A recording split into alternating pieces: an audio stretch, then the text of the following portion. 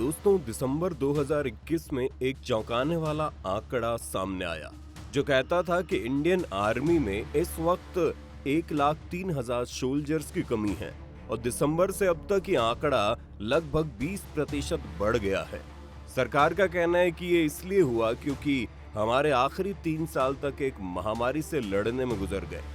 जहां ये बात कई लोगों को चिंता में डाल सकती है, वहीं कई डिफेंस एक्सपर्ट्स जिनमें रिटायर्ड जनरल एचएस पनाग भी शामिल है, वो इस आंकड़े से ज्यादा घबराए नहीं, बल्कि वो तो ये मांग कर रहे हैं कि इंडियन आर्मी के साइज को और ज्यादा कम किया जाए। ये बात भी आपको हैरान कर सकती है, लेकिन सरकार भी लगता है जनरल पनाग की तरह इस वक्त सोच रही है। पर आखिर क्यों सरकार इंडियन आर्मी का साइज कम करना चाहती है और इससे क्या हो सकता है, आज जानेंगे हम इस वीडियो में। अंत तक बने रहना हमारे साथ। लेकिन वीडियो शुरू करने से पहले अगर आप चैनल पर नए हैं या आपने अभी तक हमारे चैनल को सब्सक्राइब नहीं किया तो चैनल को सब्सक्राइब करना और बेल आइकन दबाना ना भूलें। इस मामले को डिस्कस करने से पहले हमें देखना होगा बाकी आर्मीज क्या कर रही है। हम इस बात पर गर्व महसूस करते हैं कि भारत की आर्मी दुनिया की चौथी सबसे बड़ी आर्मी है, लेकिन ये देखते हैं कि अमेरिका इस वक्त क्या कर रहा है, जिनकी आर्मी वर्ल्ड फेमस है। अमेरिका में 20 सालों बाद पहली बार आर्मी का साइज 10 लाख से कम हो गया है। इसका एक कारण ये भी है कि अमेरिका इराक और अफगानिस्तान में युद्ध लड़ रहा था, लेकिन अब ऐसे हालात भी हैं, इसीलिए इन्होंने अपनी आर्मी का साइज कम कर दिया है। लेकिन इसके अलावा भी अगर हम फ्रांस या दूसरे देशों की आर्मी देखें तो उनका साइज भारत से बहुत कम है, लेकिन फिर भी उन्हें दुनिया में भारतीय आर्मी से ज्यादा ऊपर रैंक किया जाता है। ऐसा क्यों? हम सभी जानते हैं कि इन देशों के पास टेक्नोलॉजी है। अगर आंकड़ों में जाए तो इन देशों के पास हमसे 30 से 35% कम मैन पावर है और इसलिए ये मांग उठ रही है कि भारत की आर्मी का साइज भी कम से कम 20% कम कर दिया जाए। और इसके पीछे बहुत ही सॉलिड रीजन दिए गए हैं। पहले हम खुद नरेंद्र मोदी का ही पक्ष देख लेते हैं। मोदी हर साल कंबाइंड कमांडर कॉन्फ्रेंस का हिस्सा बनते हैं और 2014 में सत्ता में आने के बाद उन्होंने अपनी पहली ही स्पीच में कह दिया था कि अब फुल स्केल वॉर्स बहुत ही रेयर हो जाएंगे और हमें छोटी वॉर्स के लिए प्रिपेयर होना पड़ेगा। वो कहते हैं कि आर्मी का एक्सपेंशन न सिर्फ बहुत मुश्किल है बल्कि गैर जरूरी भी है। मोदी के पॉइंट को समझने के लिए आप इसे ऐसे देखें कि एक जिम में जाकर आप 2 तरह के वर्कआउट कर सकते हैं। आप एक बॉडी बिल्डर की तरह वर्कआउट कर सकते हैं जिससे आपका साइज बढ़ेगा, आप सभी के सामने शो ऑफ कर पाएंगे और आपके पास ज्यादा स्ट्रेंथ भी होगी। लेकिन वहीं एक दूसरी तरह से भी आप जिम को अप्रोच कर सकते हैं। ये एक जिमनास्ट का तरीका है जो जिम में अपनी बॉडी को और ज्यादा फ्लेक्सिबल बनाने जा रहा है। वो न सिर्फ अपनी मसल्स को स्ट्रॉन्ग कर रहा है बल्कि उन्हें ज्यादा मूवमेंट के लिए भी ट्रेन कर रहा है। एक अच्छी आर्मी एक फ्लेक्सिबल आर्मी होती है।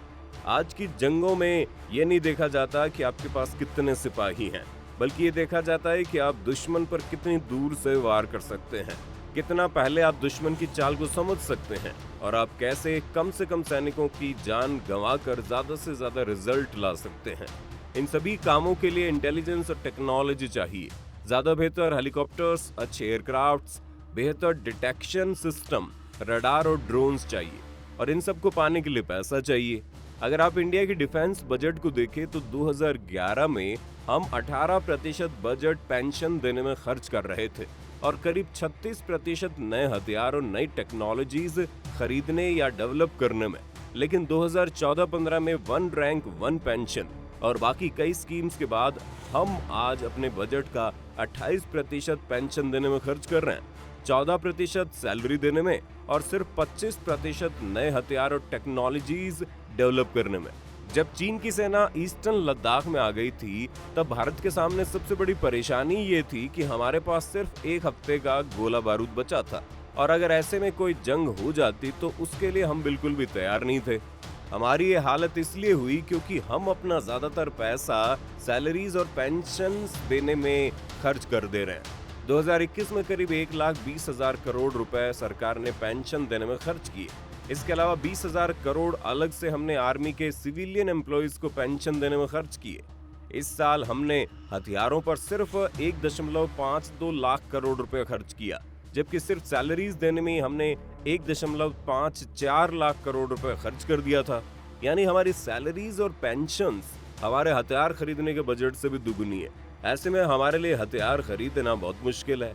साथ ही जैसे जैसे मॉडर्न वॉरफेयर साइबर और इंटेलिजेंस वॉरफेयर में बदलता जा रहा है, हमें ज्यादा नहीं बल्कि बेहतर सोल्जर्स की जरूरत है, जिसके लिए अच्छे इक्विपमेंट्स चाहिए। अगर आपको लग रहा है कि दोनों चीजें साथ साथ की जा सकती है तो भी आप गलत है, क्योंकि जब भारत ने राफेल विमान खरीदे उस साल इंडियन एयरफोर्स के कई सारे ऑपरेशंस को बंद करना पड़ा, क्योंकि राफेल के कारण हमारे पास बजट में भी और कमी आ गई। साथ ही हमने अपनी टेक्नोलॉजी पर ध्यान न देने का खामियाजा पाकिस्तान में भी भुगता, जब कैप्टन अभिनंदन को पाकिस्तान ने पकड़ लिया। ऐसा क्यों हुआ? अगर आप देखो तो इंडियन एयरफोर्स के पास उस वक्त लॉन्ग डिस्टेंस रेंज नहीं थी, जिसका मतलब था कि इंडियन प्लेन्स को टारगेट के ज्यादा पास रहकर हमला करना पड़ता था, और पास होने पर हम पाकिस्तान के रडार्स में आ गए और उन्होंने इन प्लेन्स को डिटेक्ट कर लिया। सिपाहियों की जाबाजी जंग में एक बड़ा फैक्टर रहती है, लेकिन डिफेंस एक्सपर्ट्स के मुताबिक टेक्नोलॉजी और बेहतर हथियार आज जंग में इससे भी बड़ा रोल प्ले करते हैं। इसका एक उदाहरण हम सबके सामने हाल ही में आया, जब रूस ने यूक्रेन पर हमला कर दिया। रूस की आर्मी का साइज यूक्रेन से लगभग 3 गुना ज्यादा है, लेकिन इस जंग को 2 महीने से ज्यादा का वक्त हो चला है, लेकिन रूस अब तक यूक्रेन पर कब्जा नहीं कर पाया, क्योंकि यूक्रेन के पास नाटो देशों के दिए गए बेहतर हथियार थे। आपने कई वीडियोस देखी होंगी जिनमें रूस के टैंक से रास्ते में खराब हो रहे हैं। यूक्रेन के लोग उन्हें ट्रैक्टर के पीछे बांधकर सड़कों पर दौड़ा रहे हैं। ये सब तभी होता है जब आप टेक्नोलॉजी से ज्यादा मैन पावर पर फोकस करें। रूस इस मैन पावर का ब्लंडर का परफेक्ट एग्जाम्पल इसलिए भी है क्योंकि रूस में अभी भी कई जगह कंपलसरी मिलिट्री सर्विस का प्रावधान है, यानी कि हर एक आदमी को मिलिट्री में 2 साल के लिए रहना ही पड़ता है। इसके कई नुकसान है।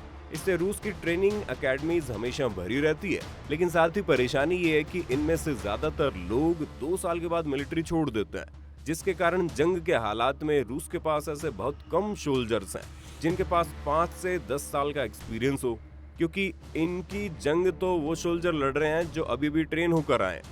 भारत में लोगों को आर्मी का साइज घटना बुरा इसलिए भी लग सकता है क्योंकि कई सारे गांव और कस्बों में बहुत से लोग आर्मी में भर्ती होने की तैयारियां कर रहे हैं, और आर्मी की नौकरी को भारत में सरकारी नौकरी पाने का सबसे आसान रास्ता भी माना जाता है। लेकिन हमें दूसरी ओर ये सोचना होगा कि हमें क्या सचमुच ज्यादा सिपाही चाहिए, या फिर हमें नए टैंक्स, मिसाइल्स और मिलिट्री सैटेलाइट चाहिए जो हमें हमेशा दुश्मन से 4 कदम आगे रखेंगे। खैर, ये तो इसे देखने का एक नजरिया है, लेकिन आप क्या सोचते हैं कि आर्मी को भर्तियां बढ़ानी चाहिए या फिर टेक्नोलॉजी पर ज्यादा फोकस करना चाहिए? अपनी राय हमें कमेंट बॉक्स में लिखना मत भूलना। उम्मीद है ये वीडियो देखकर आपको काफी कुछ जानने का मौका मिला होगा। अगर आपको ये वीडियो पसंद आई तो वीडियो को लाइक कीजिए। अगर चैनल पर नए हैं या आपने अभी तक चैनल को सब्सक्राइब नहीं किया तो चैनल को सब्सक्राइब करना और बेल आइकन दबाना ना भूलें।